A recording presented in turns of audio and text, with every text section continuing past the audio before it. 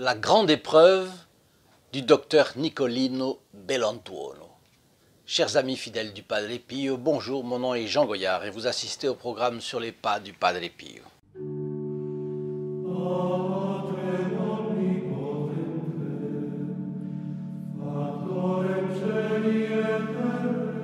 Eh bien voilà, nous nous trouvons en juillet 1949 en Italie et un étudiant en médecine est fiancé avec Maria Ciaccia, fille spirituelle du Padre Pio.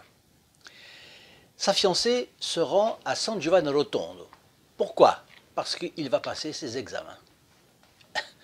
Et elle va demander au Padre Pio de prier pour son fiancé. Quelle grâce de pouvoir recourir à la prière d'un saint pour ses examens. Je suis sûr que vous avez dans votre famille bien des personnes qui aimeraient être dans cette situation. Mais vous savez que il est saint. Oui, il est saint. Mais à l'époque, le jugement de l'Église n'avait pas été donné. Donc, finalement, les personnes de l'époque ont beaucoup plus de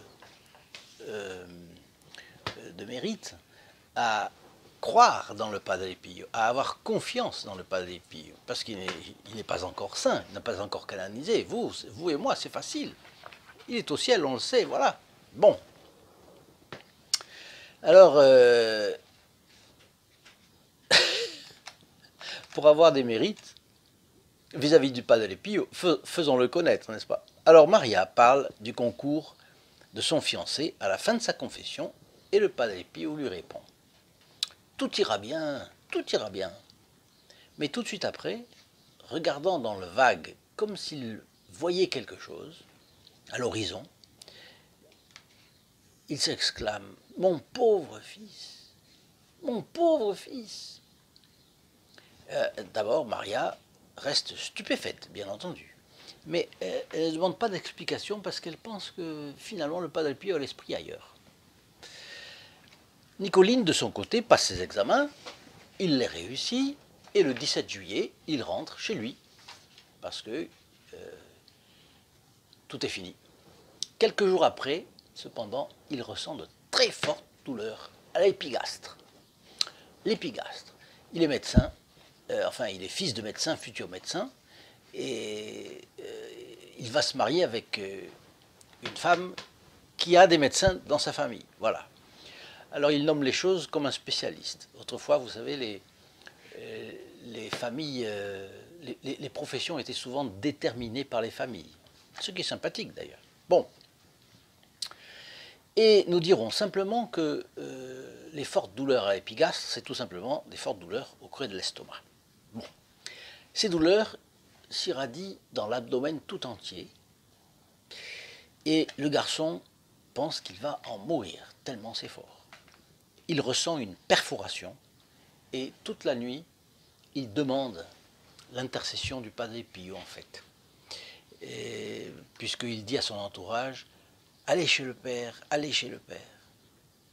Alors le Padre Pio avait donc eu la prescience de ce qui allait arriver à ce garçon. Voyez. Et deuxièmement, le garçon a confiance dans le Padre Pio. Et ça, c'est l'élément déterminant dans cette affaire.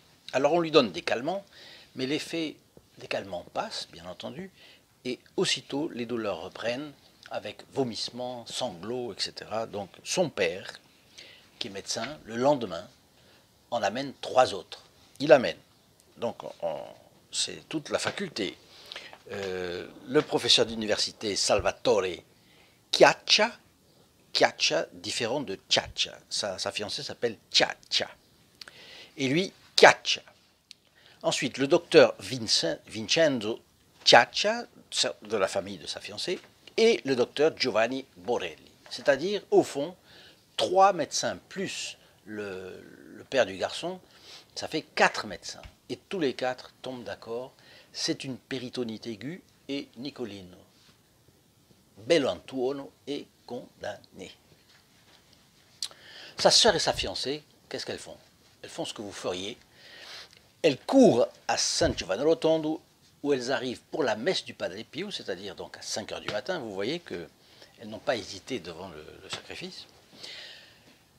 Bon, quand on veut vraiment quelque chose, quand on aime vraiment quelqu'un, on fait pour lui bien des sacrifices. Peut-être tous les sacrifices. Par exemple, un mari voit sa femme agressée, il ne cherche pas et il la défend, n'est-ce pas, même au péril de sa vie.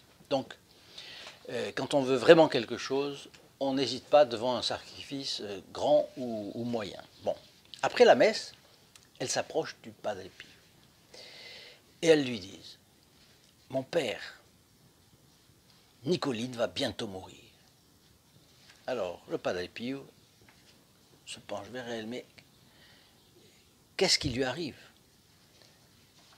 Ah, tous les médecins sont catégoriques. C'est une péritonite aiguë et il va bientôt mourir. Alors, que fait le Padre Pio? Il baisse les yeux. On voit qu'il est triste. Il reste longuement en silence. En fait, il prie. Il prie. Mais vous savez que rien n'est automatique avec le Saint-Esprit. Et même la prière des saints n'est pas automatique. Alors il faut que ce qu'on demande soit bon, c'est la première des choses, mais il faut aussi que cela corresponde au plan de Dieu. Le plan de Dieu sur Nicoline Bellantuono, qu'est-ce que c'est?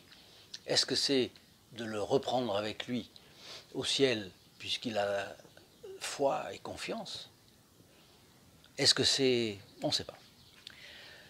Alors, manifestement, il prie. Et puis, le visage sera sereine, et il dit aux deux femmes, ne vous inquiétez pas. Non, ce n'est pas une péritonite. Pas du tout. Tout va s'arranger.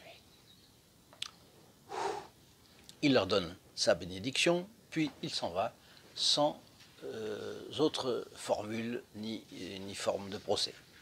Alors les deux femmes ont la foi aussi. Vous imaginez qu'elles ont dû prier. Hein. Elles ont la foi, elles ont la confiance dans le Padre Pio, elles ont prié, elles rentrent sereines et rassurées de San Giovanni Rotondo. À la maison, elles rapportent les paroles du Père. Et à partir de ce moment-là, Nicoline Bellantuono va mieux, et de mieux en mieux. D'abord, les vomissements et les douleurs se calment, et puis elles cessent, et au bout d'une vingtaine de jours, voilà Nicoline qui se lève. Et il se lève diplômé et guéri grâce au Padre Pio. Il va pouvoir se marier en toute tranquillité. Mais, Dieu lui a demandé plus de foi, plus de confiance, la prière, c'est toujours cela que le Padre Pio demandait, et même de la souffrance. Il a demandé un sacrifice, et un gros sacrifice. Que croyez-vous donc qu'il advint à Nicoline Bellantuono après cette épreuve? Parce que quand on passe une épreuve, si on la passe mal, on sera moins bon. Si on la passe bien, on sera meilleur. Bien. Alors, Dieu lui a demandé plus de foi en lui, plus de confiance dans le Padre Pio, plus de prière, mais une souffrance qui n'a pas été petite. Donc, il va avoir plus de foi, il aura plus de confiance dans le Padre Pio, plus de résignation, plus de volonté de prier, mais il aura aussi peut-être plus de disposition au sacrifice. N'auriez-vous pas envie d'avoir un médecin comme ça? Est-ce qu'un médecin comme ça n'a pas plus de capacité à soigner bien, à avoir un bon diagnostic, à trouver les bons remèdes, à avoir de bons conseils? Je crois que bien sûr, vous auriez envie d'avoir un médecin comme celui-là. Mais il y a deux choses de sûres. C'est que à vous, à moi, à tout le monde, Dieu nous demande plus de foi, plus de confiance dans le Padre Pio, et plus de prière. Ça c'est absolument certain. Mais je pense que à vous, il n'a pas demandé évidemment le sacrifice de la souffrance du Nicolino, mais on peut bien penser que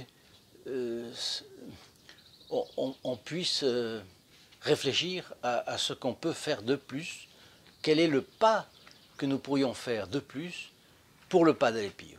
Et là, c'est à chacun de savoir, ça c'est sûr.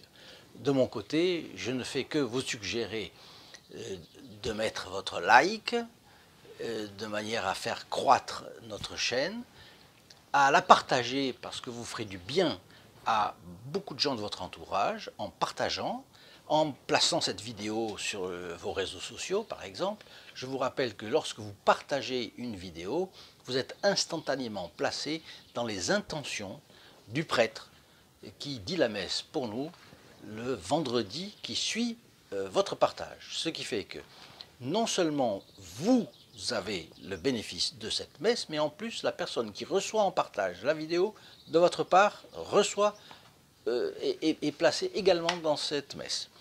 Ensuite, je me permets de vous signaler qu'il y a aussi dans notre site une page dédiée spécialement aux protégés du Padre Pio et vous pouvez lui rendre visite.